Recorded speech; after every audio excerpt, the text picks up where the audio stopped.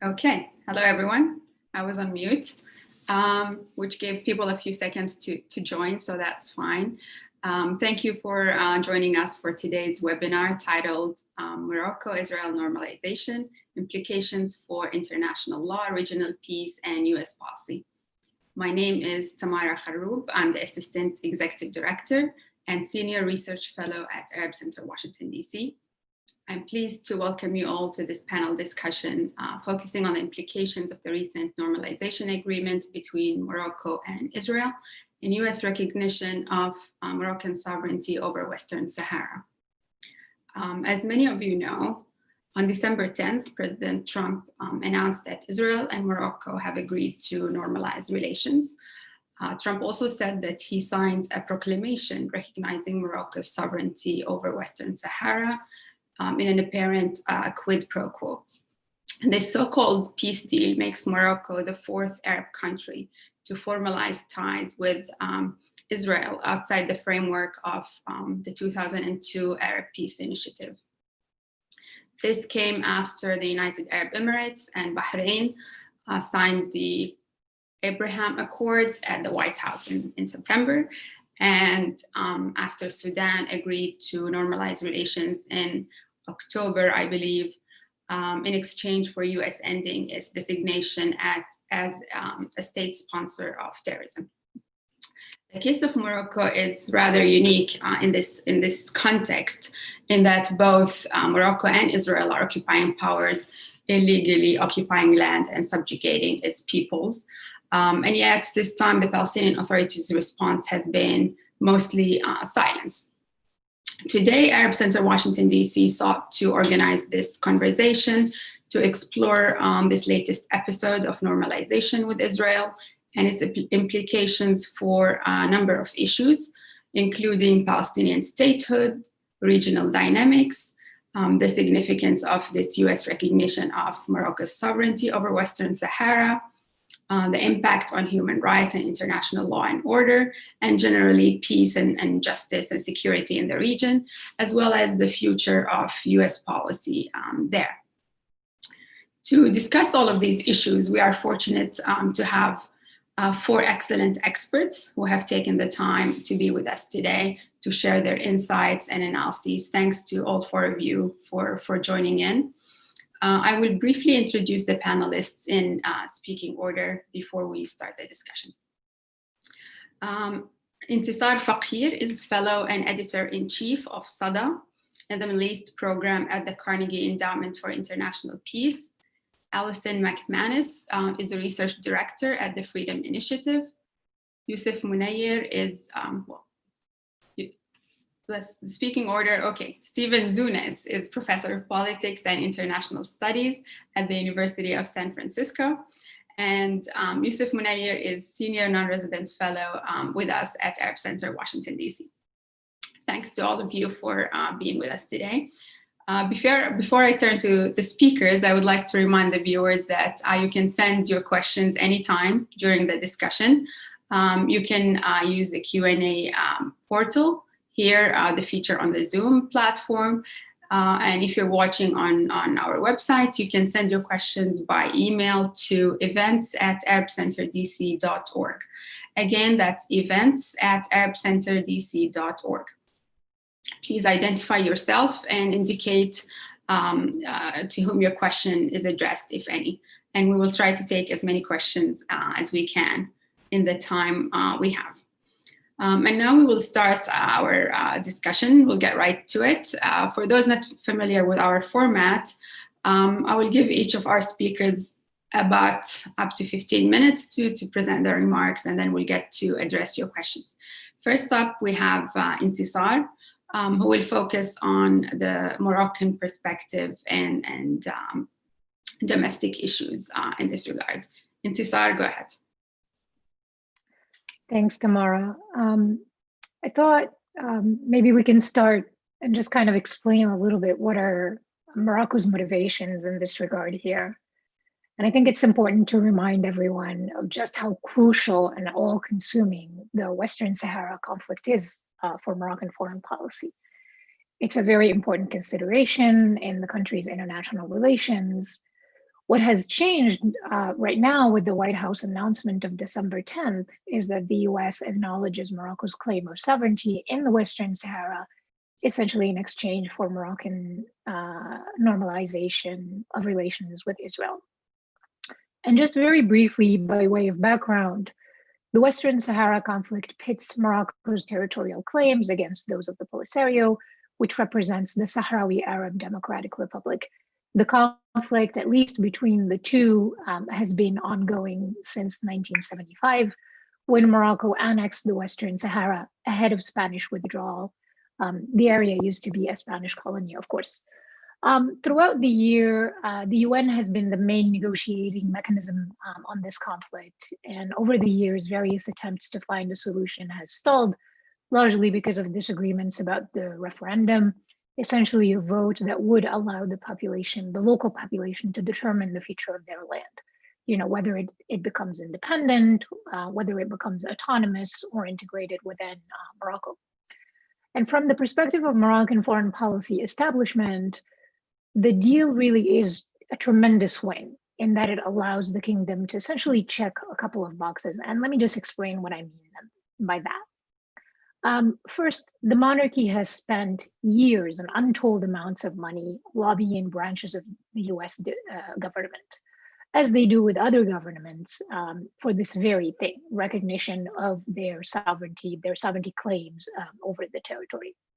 I think Morocco has often felt deeply frustrated that the US, despite its strong relationship with the kingdom, has managed to keep its position on the Western Sahara rather consistent over the years and very much in support of the full resolution at the UN.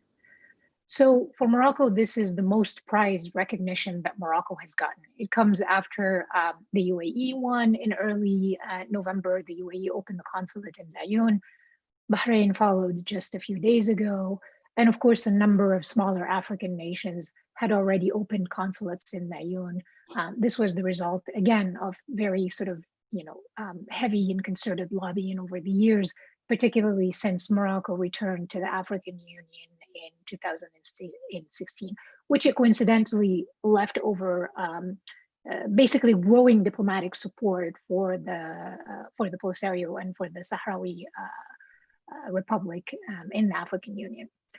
In terms of the Gulf monarchies, they have long supported Morocco's position here, but their recognition is essentially now official, those who have opened consulates.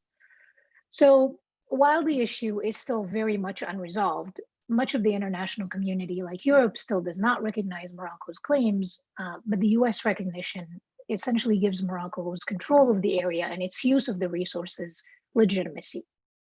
And of course, as we have seen in the headlines in mid-November, the ceasefire that had held between the two parties since 1991 was broken and active conflict resumed. The Polisario has been reporting attacks along the berm. That's the sort of wall between the area that Morocco controls and the area that the Polisario controls. But neither of the two actors have reported any injuries or deaths so far. And there is very little information coming from Morocco about the issue.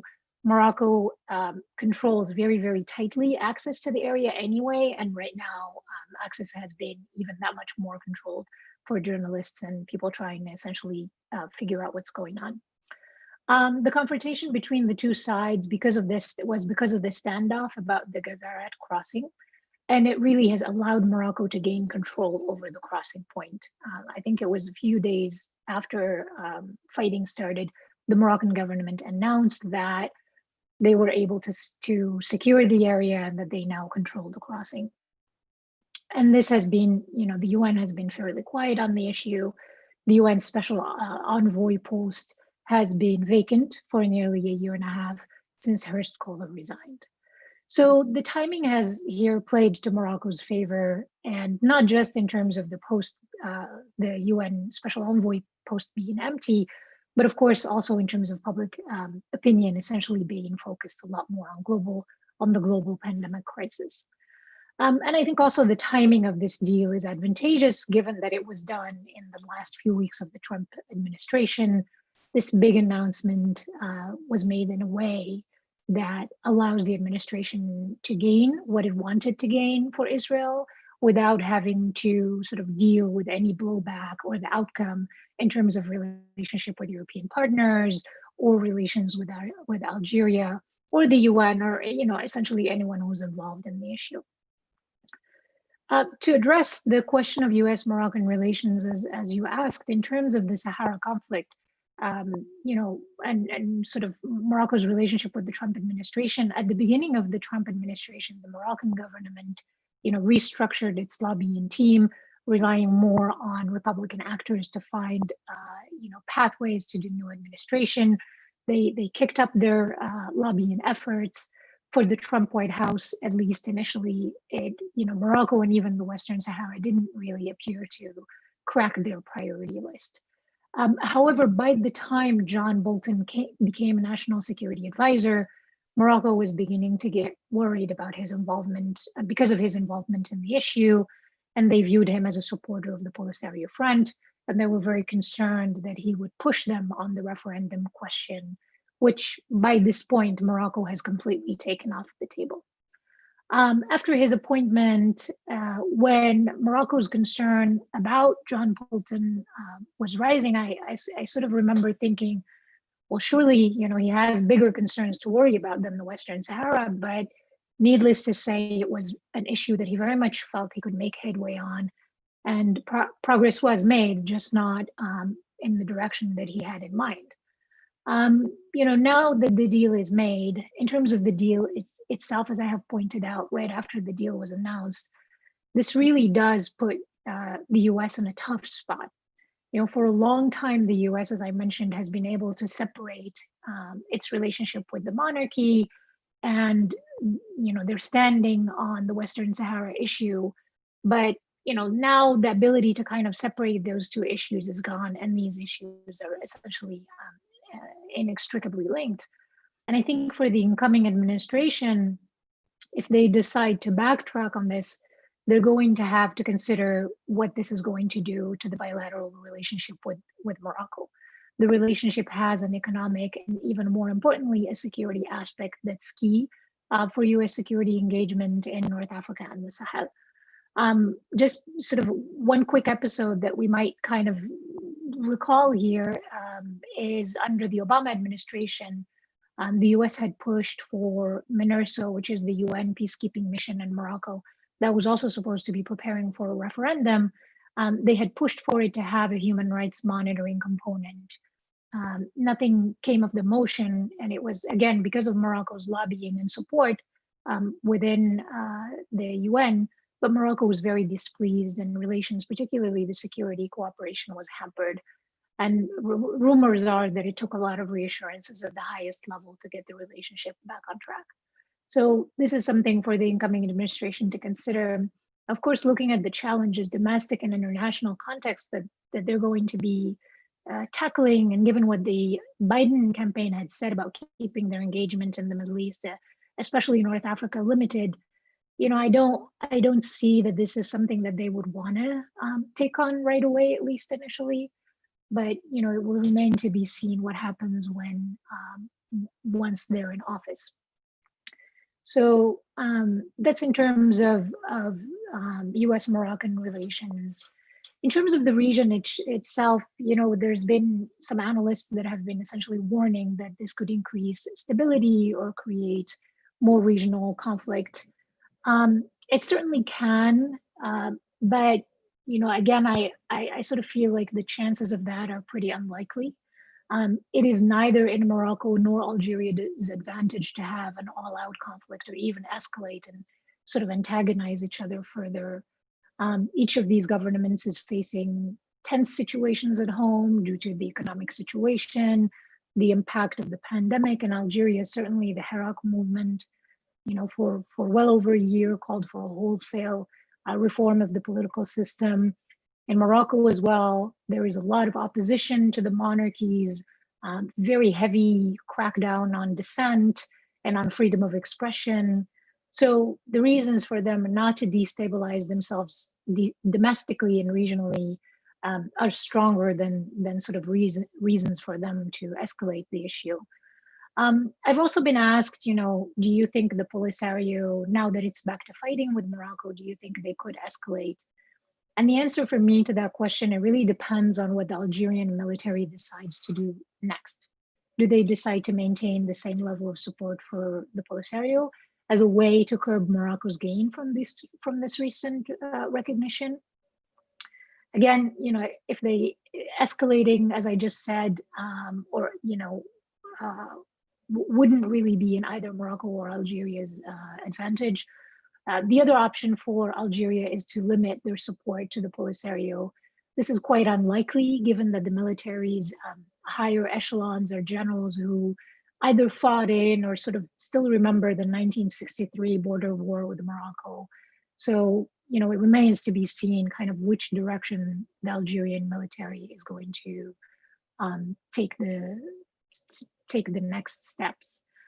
And the last point that I thought I would just touch on, which is the reaction inside Morocco, which relates again to Moroccan relationship with Israel. One quick thing to note here is it's very interesting how Morocco has framed the development domestically and what the reaction has been to that. Initially the focus, if you saw right after the announcement, back in Morocco, the focus was very much on the recognition end of the deal as sort of a vindication of Morocco's position. The normalization news was played down significantly. And even though it was done in the framework of the Western Sahara, which I think sort of the monarchy judges would make it less controversial with the public, there still was opposition. There were reports of protests that the government has either shut down or did not authorize. And of course, there are reports of very heavy security presence throughout to make sure that no significant opposition rises within the country. Certainly the fact that the country is struggling with the pandemic in terms of timing, it also plays to the monarchy's advantage in that it helps them justify away any future crackdowns. But in terms of the relationship itself, I mean, it's no secret that Morocco had strong security relations and business ties with Israel that were quiet over the course of the years. Israel has a significant Moroccan population, a population of Moroccan descent. The Mossad and Moroccan security services have long been understood to have cooperated over key issues.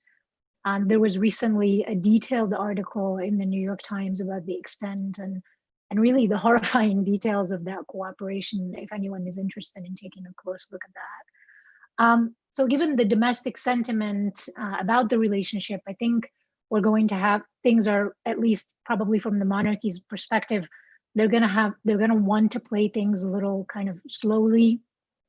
And we will find out a little bit more about the details of what that relationship is going to look like in the coming days as Trump advisor Jared Kushner heads to Israel and Morocco, I think next week. And I'll just stop there. Thank you, Intisar, for this comprehensive overview of Morocco's position. Now I'd like to turn to Alison. And Alison, if you could zoom in a little more on the human rights angle and the issue of Western Sahara and regionally in general. Thanks so much. Thanks so much, Tamara, and to the Arab Center. And thanks, Intisar, for your very comprehensive assessment. I always learn a lot from listening to you. The one thing that I would add, and I'm going to kind of pick up from where Intisar left off, I mean, just in terms of this really looking like a big win for Morocco and sort of strengthening Morocco's position, is also the announcement of a $1 billion arms sale that came after this announcement as well, that the US is looking to provide, or looking to sell Morocco for Reaper drones. And I think that this is another, again, as Intisar had pointed out, for a country that was sort of, de facto quite friendly to Israel, if not publicly so, the fact that now they've had this recognition of sovereignty from over Western Sahara from the US, they, have had this announcement of the arms sale, and for just sort of recognizing something that they were already doing with Israel. I think we can see that this is is looking like a payoff for Morocco. Now, what does that mean in terms of the human rights situation is something that I would like to kind of focus on, both because I think that this does embolden Morocco at a time when it is sort of escalating its abuses of human rights already. And because I think particularly when it comes in, and Intisar had made reference to the fact that there is very little information that's coming out, as this pertains to the crackdown on freedom of the press and freedom of expression, I do think that this also sort of distorts a bit the picture on the ground, and it becomes very difficult to understand what the ramifications of, say, the US announcement, what the ramifications of the increased tension on the border of Western Sahara and Algeria are for the people who are living either in the camps or in the occupied territories. What we do know is that, when it comes to the human rights situation, in the territories that Morocco is occupying, that's to say in the south, this is really extreme violations of human rights. Freedom of assembly, freedom of association are virtually non-existent. Similarly, freedom of the press is virtually non-existent. So that's to say any, gatherings, whether these are public gatherings in the street or even private gatherings at home, are highly surveilled and often met with force from the Moroccan security services. And as I mentioned, likewise, and this goes not just for in the south, but across Morocco. I mean, it's very difficult to publicly discuss the question of independence, sovereignty, et cetera. So that's to say the narrative around that is quite heavily controlled. There are a few organizations, a few quite brave folks who do some reporting. One of those is the Nushata Foundation, and I'll drop a link to them in the chat, that do sort of citizen journalism to try to highlight when these violations occur, but they do so under grave threat. And so I think that this is quite important, again, to understanding what public sentiment is on the ground, because it's almost impossible to assess from where we're sitting. And similarly, I'll highlight the escalating crackdown on the freedom of press in Morocco as well, because I do find that particularly in, even I'll highlight, a couple of individual cases. The case of Omar Radi, who is a journalist who is, quite well known internationally and did a lot of work, on his own as an investigative reporter, but also with international news organizations, kind of acting in support to their journalists on the ground. He's been imprisoned for some months now. He was first targeted on national security charges, explicitly for his work on the international level to expose corruption, and is also under investigation for sexual assault charges as well. This has had a really chilling effect on the press that are Moroccan press that are operating in the country. And so now when something like this, the announcement came from the Trump administration, I found that folks are a lot less willing to try to do any kind of investigation or public reporting on this within Morocco's borders. And so, like I said, all of this has, the effect to kind of distort the picture on the ground. But also we have this question of what does this mean moving forward for the Moroccan government? And I'll get a little bit to that later in discussing, what this might mean for an incoming Biden administration and as we think about kind of regional implications. The only other point that I'll pick up on is also the impact of COVID, because that's something that I think Intisar mentioned as well. The impact of COVID, is particularly acute in Morocco, which is a country where most often people, who are facing serious health crises will leave Morocco to seek healthcare outside of the country. And of course, that's, almost impossible right now because of the closed borders. But particularly in Western Sahara, that's a very acute problem. And it's much easier for Morocco to sort of control delivery of critical medical supplies into the territories. And also this kind of sparking of tensions at the border has also made it very difficult for folks to cross over into Algeria, where they may have, otherwise been able to seek medical care in the camps. So this is, it's a really serious concern when it comes to kind of human rights. I mean, the right to health, but also it gives Morocco even sort of an extra bargaining chip if we think about, the carrot and the stick of trying to tamp down dissent in these territories of either, violating, like I said, crushing protests or that kind of thing, but also, now that there's some more recognition, maybe providing more in terms of medical supplies. So that's also something I think to keep an eye on. I'll just briefly touch on also, kind of the regional situation and how this might play out with an incoming Biden administration. As Intisar mentioned, I think we've seen, Algeria take sort of a wait and see approach right now to this announcement. I think that there is, still some hope that Biden coming in will kind of reverse Trump's position and say, okay, well, we're not going to be so quick to recognize that sovereignty.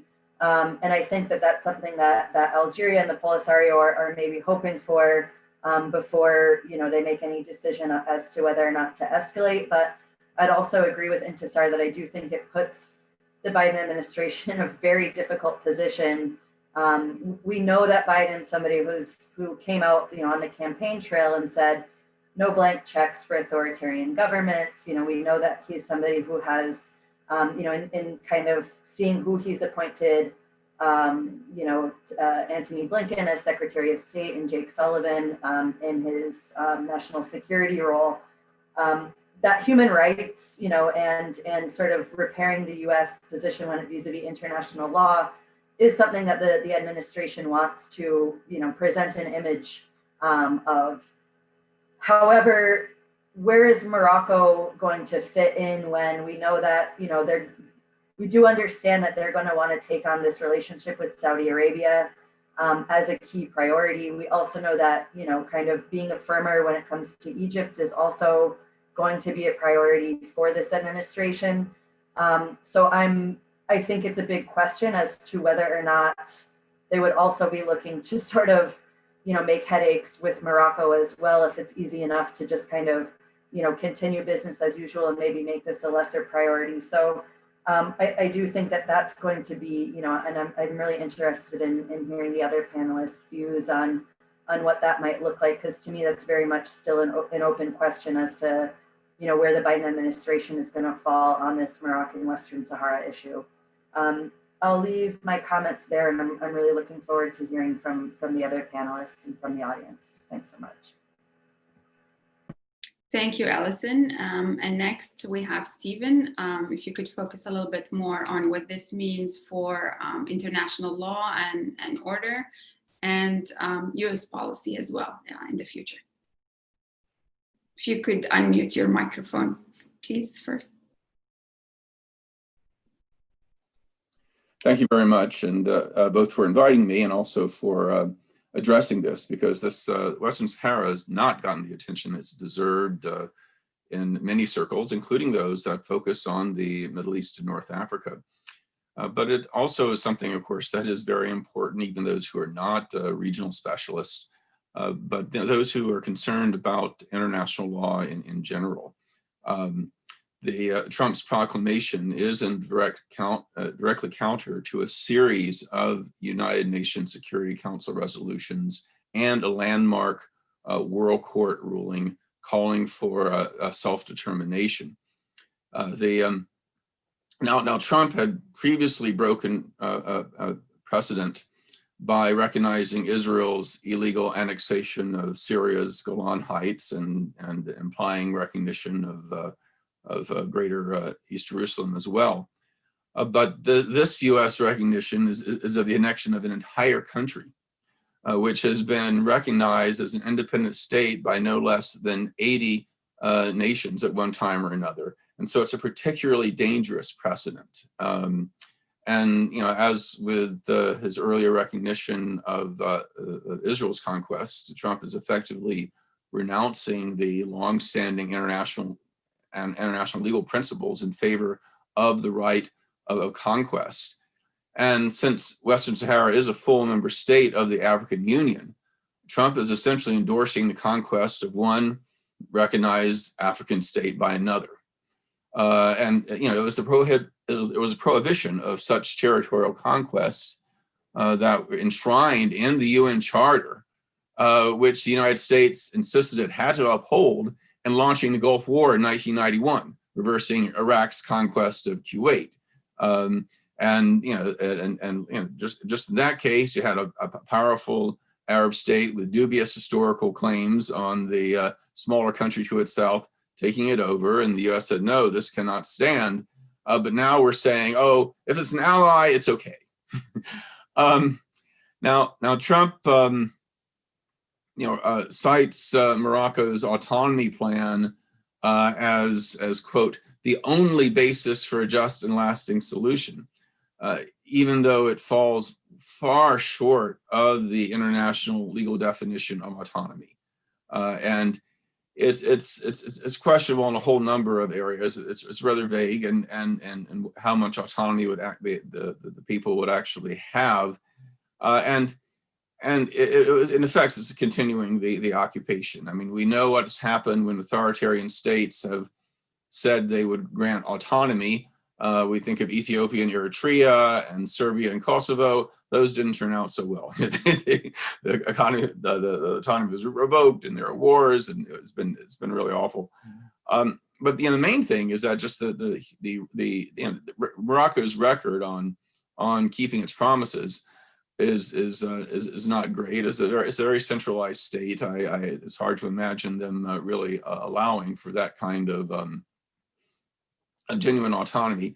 And the big point here is that is the human rights situation in the occupied territories. Now, Human Rights Watch, Amnesty International, and others have documented widespread repression. I've been to over 80 countries at this point, including Iraq under Saddam and Indonesia under Suharto. And I can tell you, I've never seen a worse police state than the Moroccan occupied Western Sahara. Freedom House has listed Western Sahara as among the worst of the worst in terms of countries under terrible human rights situations, along with North Korea, Saudi Arabia, Uzbekistan, and Tibet. So this it's not a good situation at all. And it's important to note, that a lot for those who aren't familiar with the region, though the Sahrawis, like Moroccan Arabs are of mixed Arab and Berber descent. They're Sunni Muslim as well, but they're a distinct culture. I mean, their dialect, their dress, their customs are different. They've long seen themselves, they've historically nomadic people. They've never had a sultan or an emir, and they don't want being under a centralized authoritarian state. Also, in terms of the role of women, Sahrawi women have traditionally had more rights than in Morocco. They have equal rights to inheritance and divorce, to keep their maiden names. And as a result, Moroccan occupation forces have seen the Sahrawi women as kind of uppity, and they've been singled out for torture, including sexual abuse in prisons. And it's important to emphasize the distinct national identity of the Sahrawis, because the Moroccans try to point to describe this whole situation. Oh, it's just they're just agents of Algeria. That this is all an Algerian plot from the very beginning, and those of us who support self-determination are somehow paid Algerian agents. Even though, despite the fact I've been quite critical of the Algerian regime on a number of issues, but but regardless of, and then obviously the Polisario is very dependent on Algeria, in terms of their of arms, in terms of diplomatic support, financial support. There's no question there. But the movement is real, and the resistance within the occupied territory is real. And the denying of agency is I think I find downright offensive. But again, underscores that this is a non-self-governing territory. And this is what the International Court of Justice in 1975 ruled, that despite pledges of fealty to the Moroccan Sultan back in the 19th century by some tribal leaders, that's not a basis of sovereignty. Right of self-determination is paramount. A special visiting mission from the United Nations engaged in an investigation on the situation in the territory that same year. They reported the vast majority of Sahrawi support independence under the leadership of Polisario, not integration with Morocco or Mauritania or anything else. And again, the right of self-determination is really critical, because if what the United States is doing is basically saying that the right of self-determination of a non-self-governing territory, this is a colony, it no longer exists. It can just be swallowed by a more powerful neighbor. And there are few rights that are more fundamental than the right of self-determination, and this it would be a very dangerous precedent.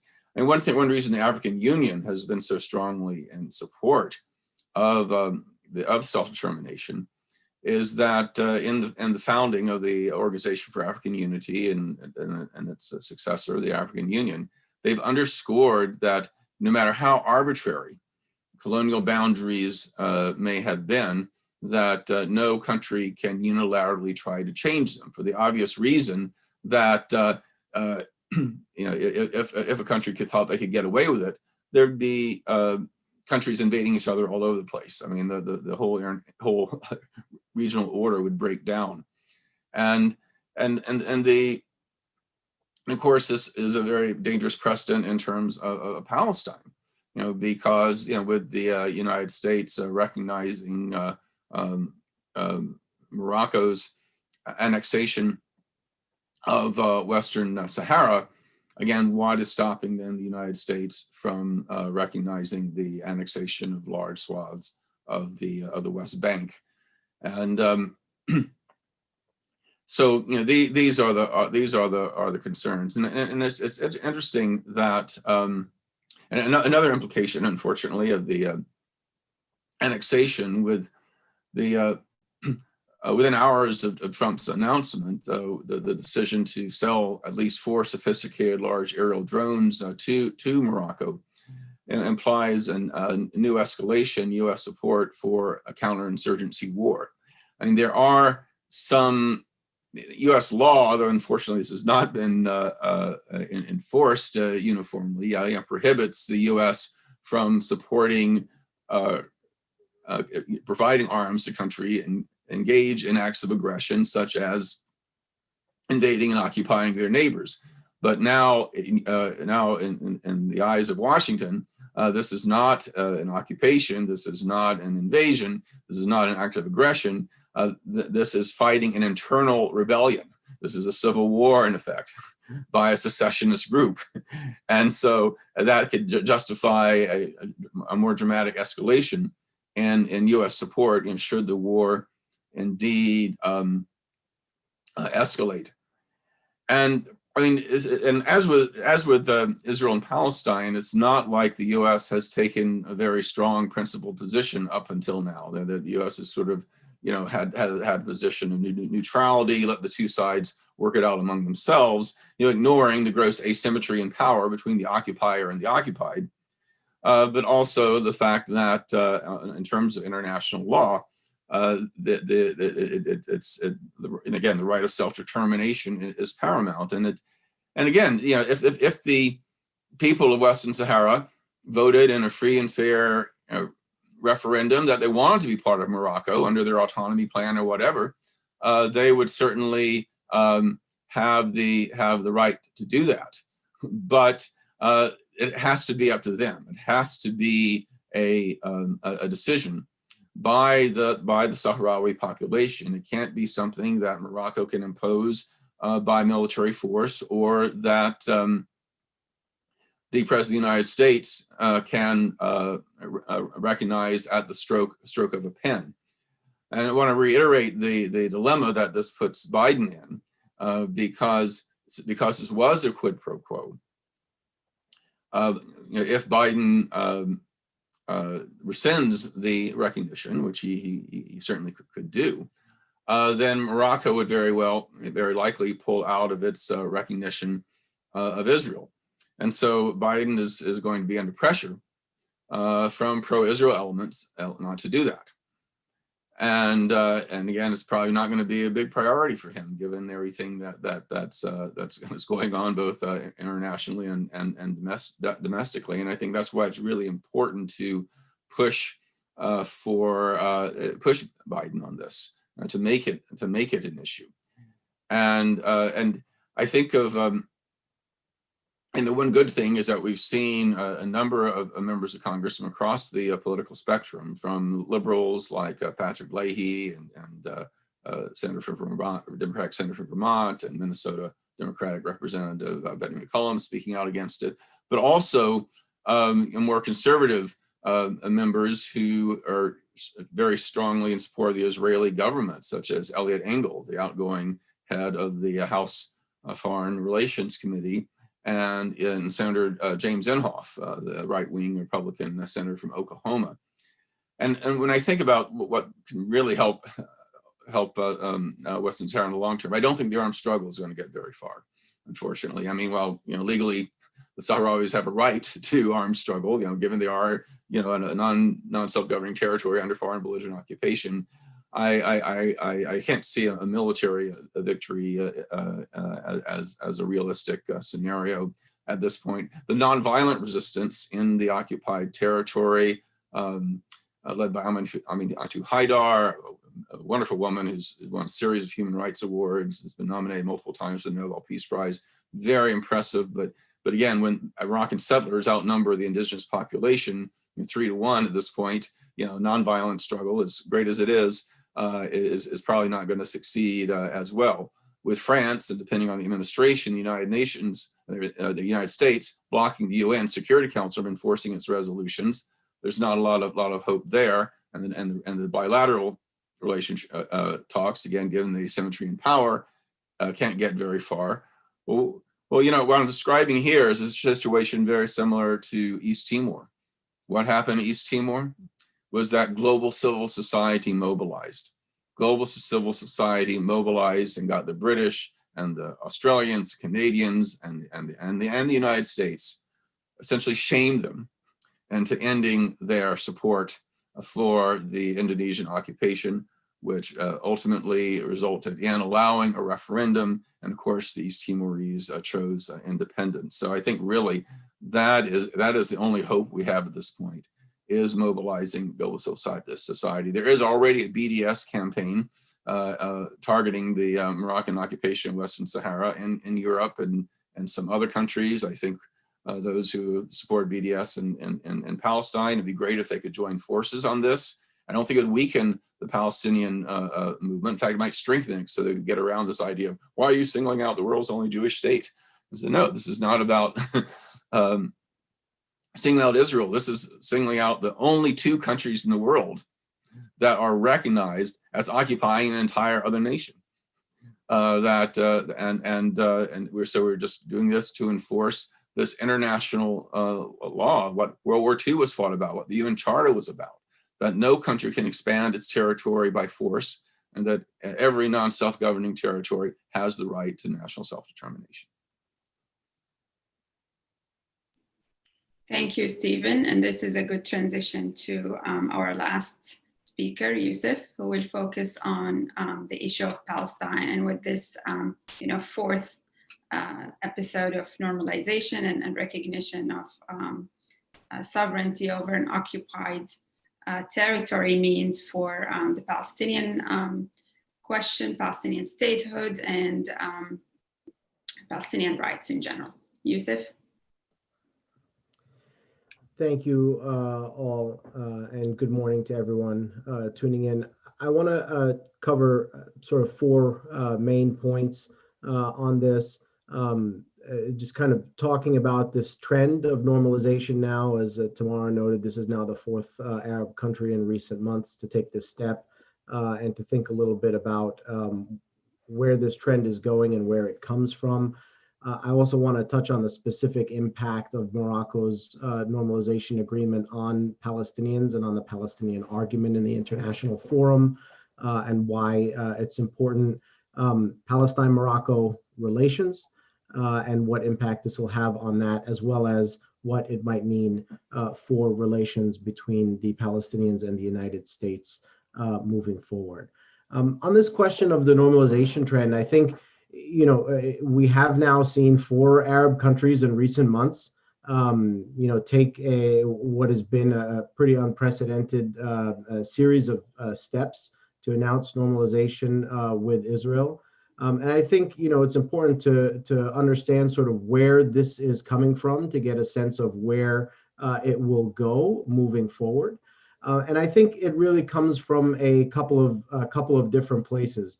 One of them is that increasingly these Arab states are beginning to prioritize their own interests, to seize an opportunity to advance what they see as their national interests regionally and internationally as well.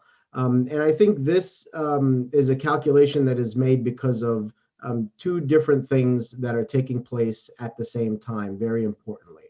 One of them is the Trump presidency, which I like to liken to a White House that has put out a sign like many of those stores that you might see in New York.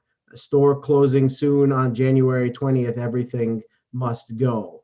And for many Arab states, they're looking at this deadline as an opportunity to get from the White House things that they would never have been able to imagine getting for this sort of price before, whether it is unprecedented sales of fighter jets that would not have been possible before, or being taken off the terrorism list in the case of Sudan, or having the United States reverse decades of policy and recognize as sovereign territory the Western Sahara in the case of Morocco. So there is this short window of opportunity that Arab states are looking at as one that they don't want to miss. But at the same time, I think something that's important to keep in mind is that it's not just that there is a quid pro quo deal maker in the White House. It's also that things are changing in the Israeli-Palestinian equation. And this is not the kind of change that we often hear about in the sense that the Arab world is warming to Israel. I think rather it's a change that has become very clear during the Trump administration, and that's the demise of a negotiated two-state outcome. And I think it's important for people to keep in mind that the Arab Peace Initiative, this agreement that dates back to 2002, is based on the idea that Arab normalization would be sort of the prize of a negotiated two-state outcome for Israel.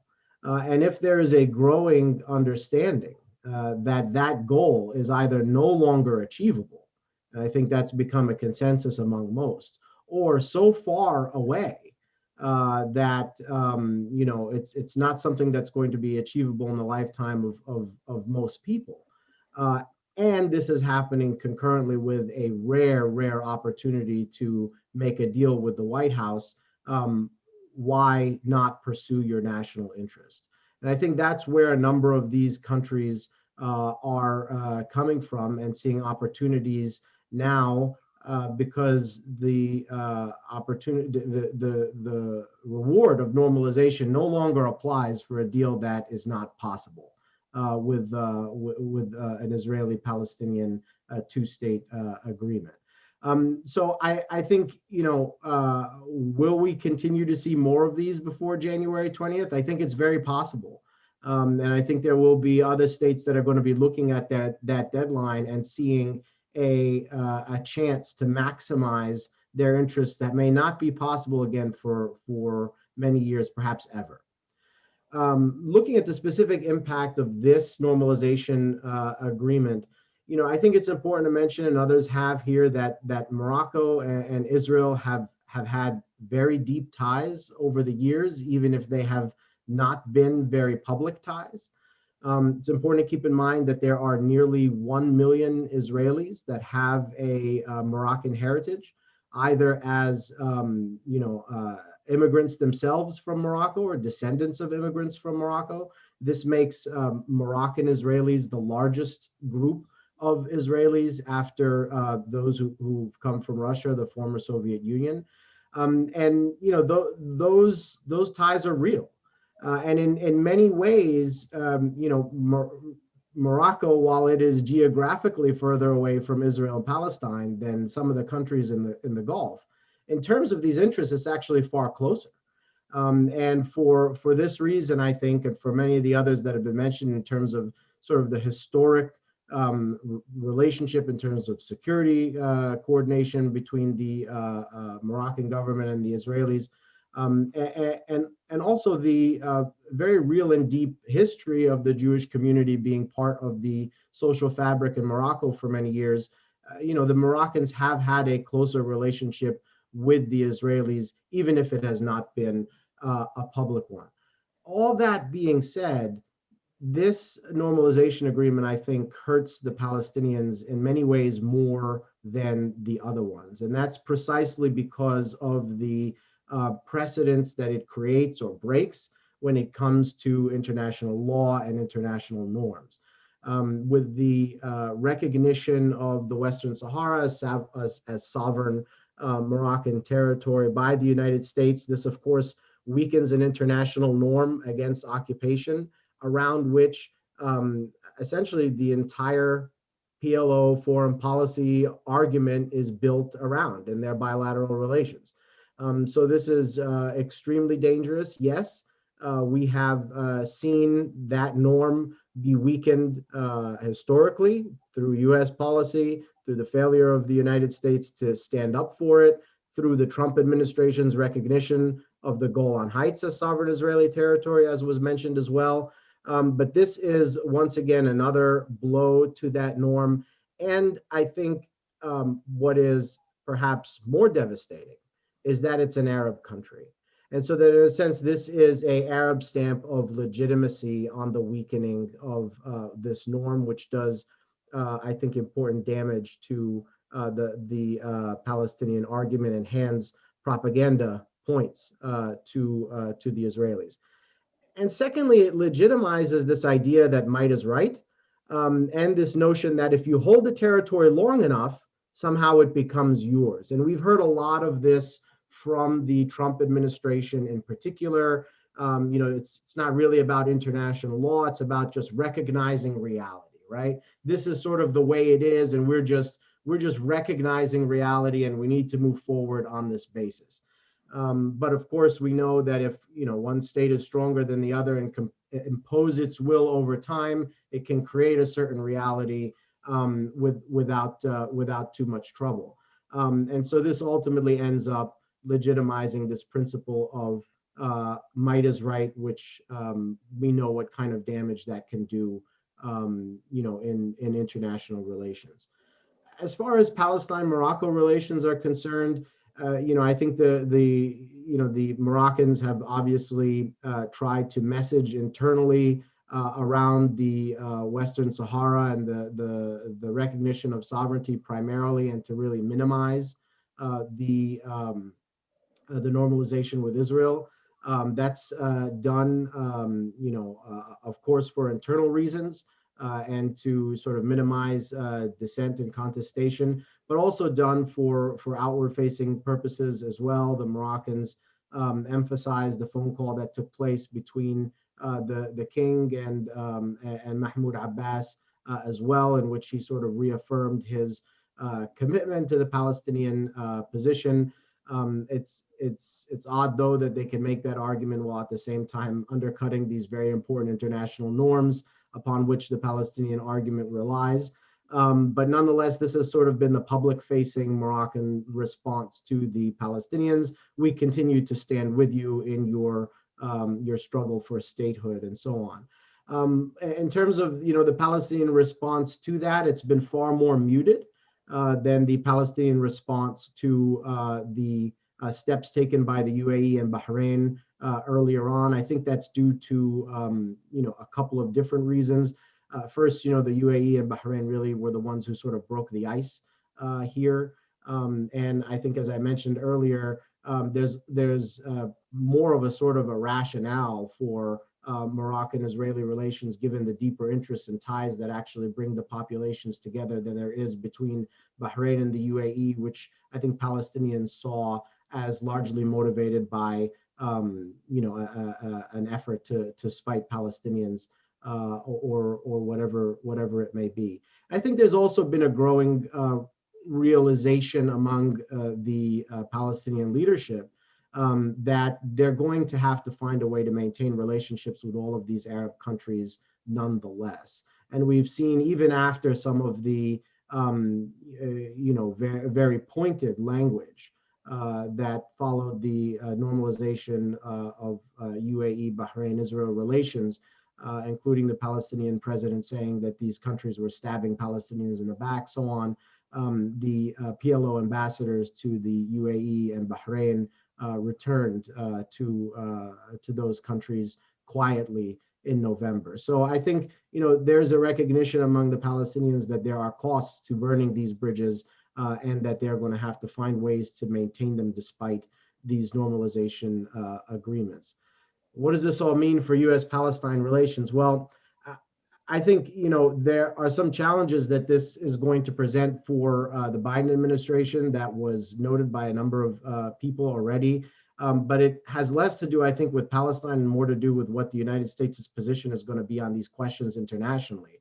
It's not just about Morocco and the Western Sahara or the Israeli-Palestinian issue, but it's also about what this norm means, for example, for Crimea and the United States' relationship with the Russians, which the Biden administration is absolutely looking to reset after the warm relations that Trump had with Moscow.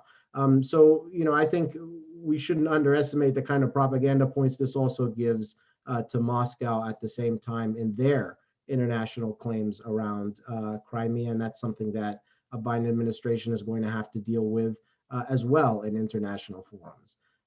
It wouldn't surprise me if a Russian ambassador is going to very pointedly remind an American diplomat that, look, you guys recognized Moroccan sovereignty over Western Sahara. You just recognize reality as it is. You should recognize the reality that we've created in Crimea. So these international norms matter even in places where the United States may not necessarily see they have great interests, but they have implications across the globe where the United States sees things a little bit differently. For the Palestinians, I think the biggest challenges with the Biden administration is going to be figuring out how they get on the American agenda. Right now, the Biden administration is going to come in dealing with a lot of different challenges, and the opportunities to engage on Israel-Palestine are extremely limited. The disincentives are great. The bilateral relationships the United States has with Arab countries are not really going to be pushing the United States to engage on Israel-Palestine in any serious way. And I think the Palestinian leadership is going to have to figure out how to have realistic expectations vis-a-vis Washington and have a alternative plan for how to advance Palestinian national interests at a time when Washington may not necessarily be as openly hostile as it was in the past 4 years, but also not do a whole lot to improve the situation at all, and probably still very much be actively involved in making it worse, though perhaps not as overtly. So I think I will probably stop there, and we can move on to Q&A. Thank you. Thank you, Yusuf, for this assessment. We do have quite a few questions coming in. So what I'll do is maybe read 3 at a time and then give you all a chance to respond to whichever question that you would like.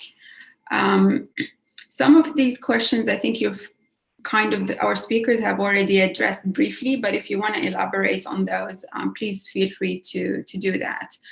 We have a question from Petra Wayland.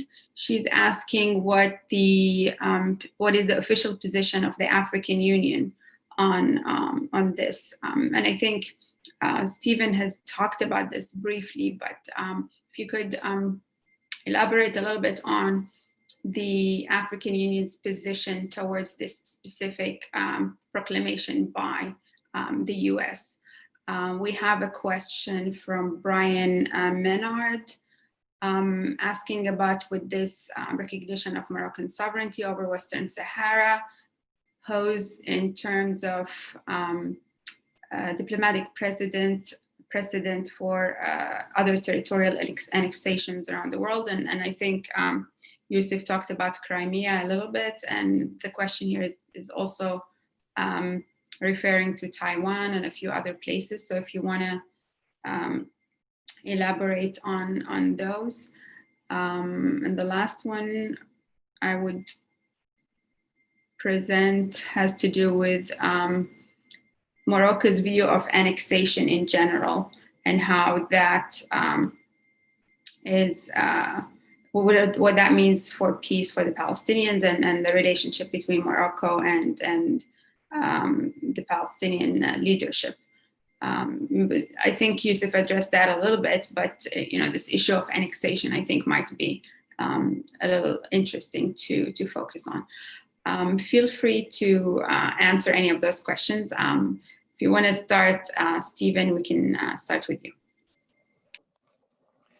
Well, as a full member state of the African Union, and indeed, the Sahrawi Arab Democratic Republic, which is the official name of Western Sahara, has been a member for close 3.5 decades now, and they've actually served as vice president of the organization a number of times. A number of African countries have withdrawn their recognition, largely out of pressure from France, extensive pressure, economically and otherwise. In fact, a few have ended up even opening consulates in some Western Saharan cities. Interestingly, though, that in even these cases, that no country has done as flagrant a announcement as we recognize Moroccan sovereignty over Western Sahara. So in many ways, the Trump administration has gone the furthest in terms of being explicit on this annexation, and this is why so many people concerned with the precedents, so concerned about international law, are so concerned about this, that it does sort of that we're going away from the principles of self-determination to one of right of conquest. So we're almost, it's literally a reactionary kind of policy going back to kind of 19th, early 20th century notions of might makes right. And I really appreciate Yusuf bringing up Crimea, because that's it's very hard for the United States to rally international support around reversing Russia's illegal annexation if we ourselves are going around supporting an illegal annexation as well. Of course, the Moroccans don't see it as territorial expansionism. They are convinced that it was historically part of Morocco, so they're just liberating another piece of former Spanish territory, like they did with the strip of northern Morocco that Spain controlled, and Ifni and the Tafaya region. But Western Sahara is very different because of its legal designation, and we can quibble about certain historical claims and things like that. But as I say, the World Court and the United Nations and the African Union, and pretty much generally the consensus of international legal opinion, is that Morocco does not have legitimate claim of the territory, and it's up to the people of the territory themselves to decide. And if Morocco gets away with this, it's going to be really bad news in terms of the whole international legal order. Okay, Intisar, would you like to? I just wanted to add a couple of things to what Stephen has said about the EU. I haven't seen any particular announcement about from the EU about what the White House deal specifically. It's interesting to kind of see also how this is being handled by European actors.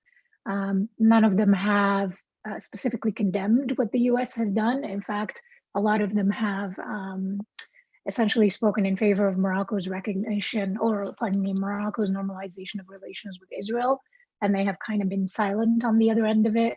A lot of them have reaffirmed their support for the UN process, and that's pretty much the extent of what has been said so far. So it'll be interesting to kind of see how this plays out, within the EU and within the African Union as well, kind of moving forward, and when the new administration comes in, the Biden administration. Just to adding a little bit to the point about annexation, that's very true. Morocco doesn't necessarily, they don't at all see it as a point of annexation. They push a lot against this sort of the terminology, even sort of using the term of annexation. And this has very much been the narrative domestically for a long time. It's that this is Morocco's rightful, land that Morocco is able to kind of regain and created sort of territorial integrity. This is something that was the outcome of arbitrary decolonization, sort of border demarcation processes. So you kind of have this narrative that's very popular domestically, that this is Morocco's rightful land. And it very much, I think, unites the population in that sense. What Alison said about people's ability to voice any kind of dissenting opinion to this being severely limited is absolutely true. So you kind of have really just one narrative about that domestically. And that's pretty much that this is what Morocco's rightful land is.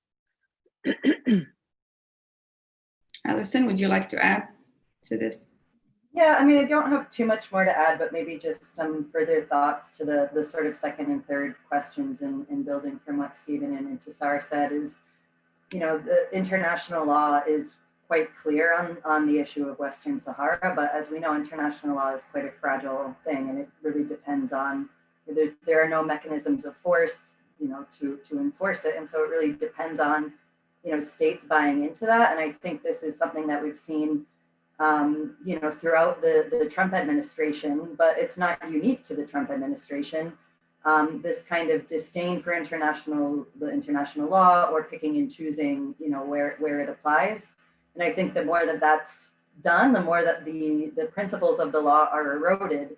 And that does have, reverberating consequences that go beyond just this specific instance.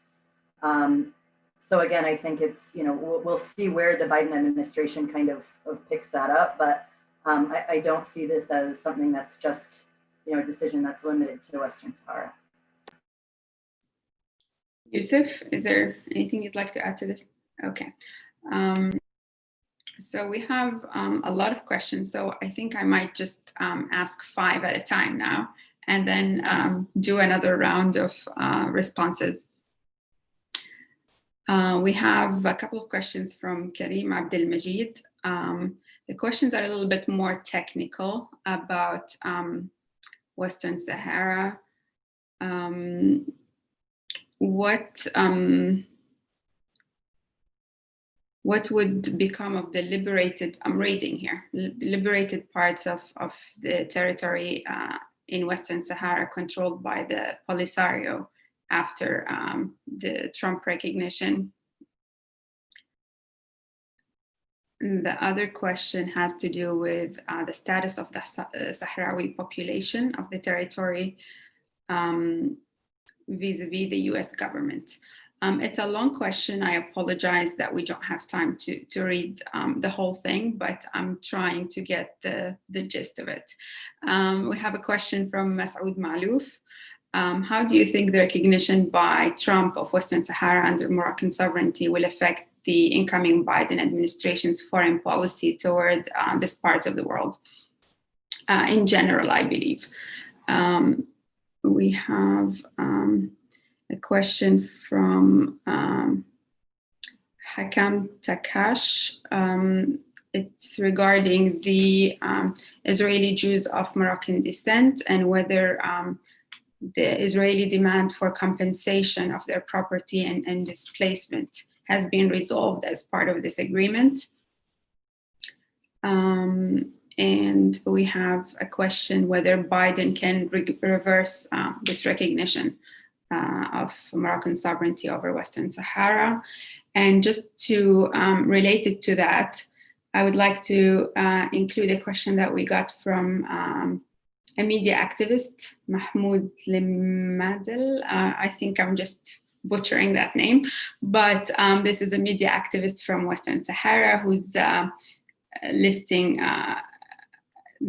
some abuses by the Moroccan government of media activists and so on. And he's asking basically, is there a possibility to stop the implementation of this recognition in terms of it being against US law? And so we'll go another round of responses and we'll take it from there. Yusuf, would you like to start? Yeah, let me just jump in on this question of sort of like, what are the implications for Biden administration's foreign policy in the region moving forward? I mean, I think the bigger question here related to this is, how does a Biden administration relate to international law, and what value is that going to have to a Biden administration? We have heard a lot about the importance of sort of restoring a quote unquote liberal rules-based order and restoring the United States to a position of leadership in that so-called liberal rules-based international order. The sad reality, I think, has been that US policy towards Israel has always acted as an exception to those very principles, right? And what we have seen during the Trump administration is that hypocrisy sort of go into overdrive. And now we are at a point where, you have an administration coming in that, ostensibly wants to reinstitute those sorts of principles, and is going to have to do so at a moment where the previous administration has really blown a hole through it in a very, very obvious sort of way that underscores American hypocrisy on this, and has put Israel policy really at the front and center of it all. And so I think it becomes very hard to see how a Biden administration can legitimately and with credibility claim to make progress on restoring this sort of order without addressing head-on these issues related to international law on the Israeli-Palestinian issue. I'm sure they may find ways to try. I just don't think I can imagine it being very successful. Thanks, Yusuf. Alison, would you like to? I'll just address the question, because I think there's some more in the Q&A about, whether this decision can be reversed. And I think that, yes, I mean, Biden could come in and say, okay, no, we don't recognize Morocco's sovereignty over this region. But, I think as we've been discussing, it's, we've given a few examples of why that might be difficult for Biden in terms of the, problems that will create with Morocco and with Israel.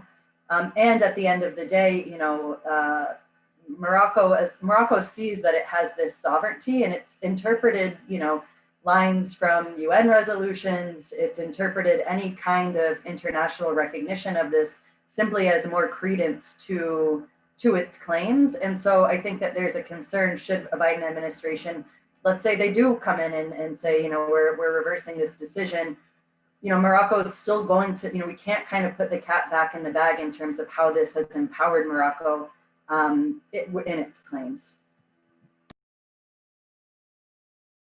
Okay, anyone else would like to respond to this set of questions? Stephen. There are some questions as to whether Trump's announcement is even legal, and just in terms of the process of the how it was done and that kind of thing. I mean, there's potential challenge in domestic courts actually around it, but I mean, I think one good thing that may have come out of this is that for the first time, there are a lot of people who realize that the Palestinians are not the only occupied people in the Arab world. That people are starting to recognize that there is a link between the two occupations. And given the very impressive raising of consciousness on Palestine in global civil society in recent years, including here in the United States, I mean, unfortunately, Biden and most of his foreign policy, national security people have been on the more hawkish wing in terms of the Israeli-Palestinian issues. The grassroots of the Democratic Party has shifted dramatically in how they look at Israel and Palestine. And I think among this group of people, I think we're going to see more and more awareness that that occupation is wrong, no matter who does it, and whether it's done by an Arab state or a Jewish state. That self-determination again is something that is paramount, and that there will be and people will be hearing from folks for the first time about this. And again, I use the East Timor analogy that went from the ultimate hopeless cause to victory when people decide to mobilize and make it an issue. Thank you, Stephen. And we can take another set of questions. Now we have a lot of questions, and I apologize for not reading. The questions are really long, so I'll just try to summarize. We have a question from Layla Hanafi, George Washington University Law School, and she's asking about your views on the Polisario as a representative of the Sahrawi people, and if there are any concerns about links between, and I'm reading here, Polisario and terrorist groups in the Sahel. We have a question from Khalid Madi, I believe, and he's asking about the parallels, and I think Stephen kind of talked about that a little bit, between Israel and Morocco and legitimizing the narratives being used and legitimizing their occupations. And wondering if you could comment on the ways a pro-Sahrawi position could learn from the Palestinian experience in asserting their legal status as a people. We have a question from our own Director of Research, Imad Harb. He's asking whether he's saying that the Algerian president has actually pulled the issue of the Western Sahara from the hands of the military. Does this mean less tense relationship with Morocco? And a question from James Miller about the relationship between Spain and Morocco. What are the implications for some enclaves like Ceuta and Melilla? And I think we can take another round of responses. Anyone would like to start? Sure. Go ahead. Intisar? Go ahead. Yeah, sure. First of all, I mean, okay, let's start with Intisar and then we move to Stephen. Just very quickly on the question about what does this mean for Ceuta and Melilla? Very little. I don't really think that Morocco is interested in pursuing anything as far as the enclaves are concerned. I think Morocco likes to use those as a way to kind of, I don't know, needle Spain whenever they need to, but I don't think there's any interest in sort of, trying to get any kind of risk, I don't know, to try to kind of use those as a way to assert claim. I don't really see that. In terms of the question about tensions between Morocco and Algeria decreasing, because the president has taken this issue out of the Algerian military, if that's the case, maybe. I'm still not sure that, the military is not, even with the recent referendum, and even with, the sort of the idea that somehow the president has taken this issue out of the military. I'm still not sure that the military is completely uninvolved in these kind of foreign policy decisions. So if that's the case, then possibly, but I'm not sure that that's the case. I would just add that my impression is that both the civilian and military sides of the Algerian ruling elite, and for that matter, most Algerians themselves, still feel pretty strongly about the issue. And while there may be reluctance, increasing reluctance for the Algerians to get involved militarily, they certainly don't want to start another war or anything like that. Given that Morocco's vision of Le Grand Maroc includes not just Western Sahara, but the western part of Algeria, and that and given the whole historical tradition of Algeria as this revolutionary country and leading the way against colonialism and Africa and the Middle East, that it's hard to see that whoever may have the dominant portfolio in Western Sahara is going to be any kind of lessening of support for the cause or any serious compromise in that way. Involving the charge around terrorism, we've heard this from the Moroccans and their supporters for years, that the Polisario is tied to Al-Qaeda or tied to ISIS or tied to Hezbollah or wherever the enemy of the month is.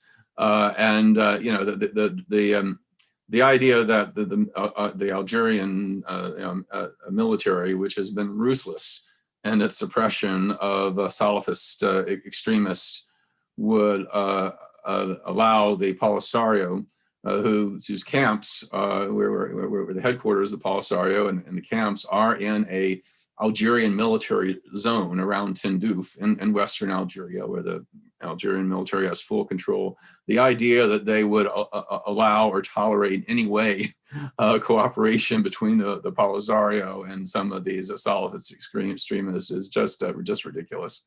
And even during the 16 years of war prior to the from the time of the Moroccan invasion in 75 to the ceasefire agreement in 1991, the Polisario only attacked military targets. They did not engage in any acts of terrorism. And not to mention the fact that the Polisario is a secular left-leaning nationalist group. They are not. They do not identify as Islamist of any kind, much less the reactionary extremist Islamist orientation of these groups that Morocco and its supporters are trying to tie them to. Indeed, the hardcore Islamists in Algeria and elsewhere don't like the Polisario because they are more secular and nationalists, because of the leading role women have in the organization and a few things like that. I mean, even during the early 90s, there was this Islamist group actually sacked and attacked the Polisario embassy in Algiers. So there's not a lot of the idea that there's any connection whatsoever between Polisario and these Salafist groups, or much less Hezbollah, is basically a Moroccan propaganda line that I'm unfortunately a number of people in the U.S. Congress and others have picked up for some reason. Tamara, can I make a very quick comment? I would disagree a little bit with what Stephen said about the Western Sahara being an issue that a lot of Algerians care about. I think, from my understanding of the younger generation of Algerians, I don't think that this is an issue that they care about. My sense is that they're a lot more focused on domestic political reform. This is really the big question, I think, on their minds. It's questions of accountability. It's essentially having a limited role for the military and domestic politics. It's really figuring out a way to make the economy work for Algerians. That certainly is my sense from the conversations that I have with friends in Algeria and with Algerian friends. But I maybe I don't disagree with you at all. I mean, that's certainly true. Yeah. I see that as well. What I'm saying is that it's certainly not a priority for them, but exactly, it's not like they would would agree with totally abandoning the cause either. All right, Alison. Yeah, I wanted to just add on as well. I mean, I think, because I know part of the question was asking about kind of Polisario as a one-party ruler. And I do think that that's, you know, I mean, if we're looking at the role that the Polisario has in the camps, and, you know, the fact that the Polisario is sort of de facto speaking on behalf of Sahrawi, because there is not, you know, like I said, a sense of kind of ability to have an open discussion about this in the public debate. And I do think that that's problematic, and it can lead to, you know, even within the camps, restriction of free press and that kind of thing on the part of the Polisario. But to me, that speaks even more to the need to resolve this issue in a way that does take into account the will of the Sahrawi people beyond just the Polisario as their representative right now. So I think that it's, you know, the concerns that are raised about that are valid, but again, it kind of speaks to the need for the same solution. Yeah, that piece, I think, again, I would agree, is valid. There are, I mean, on the one hand, the Polisario is somewhat more, practices somewhat more pluralism than you'd found in most national liberation struggles. You know, they've never taken on a rigid kind of Leninist, you know, structure that other African nationalist movements have often embraced. But you know, I mean, it's like just like Palestinians with Fatah and the PLO, or South Africans with the ANC. You know, they may have some very real differences, but at the same time, they're just as dedicated to the nationalist cause, even if they don't necessarily agree with the decisions of the leadership. And while there are indeed restrictions on human rights in the camps, they pale in comparison with the human rights situation in the Moroccan controlled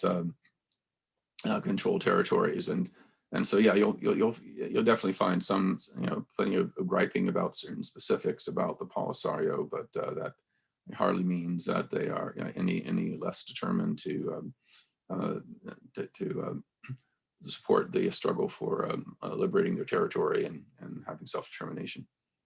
Okay, and we have about 3 minutes left, so I'm going to give each one of you less than a minute to answer whichever question that we missed that you feel like you would like to address, or provide any concluding remarks that you have.